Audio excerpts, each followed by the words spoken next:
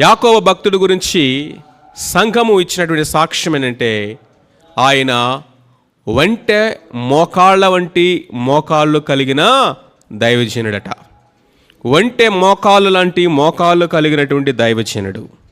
వంటె యొక్క మోకాళ్ళను చూస్తే మనకు అర్థమవుతుంది ఆ మాట ఈయన గురించి ఎందుకు చెప్పారనేది.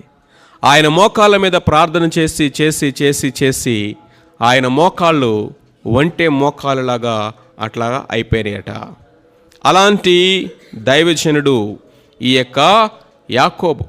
ఆదిమ సంఘానికి ఒక పెద్దగా, లేకపోతే ఒక తండ్రి లాంటి వాడిగా యెరూషలేములో ఉంటూ, ఆ దినాల్లో సంఘాల్లో ఎక్కువ హింస జరిగేది, పర్సిక్యూషన్. హింసించబడేవారు. విశ్వాసులైనటువంటి వారు ఆస్తులను పోగొట్టుకునేవారు, పిల్లలను పోగొట్టుకునేవారు, భార్యలు అనేక మంది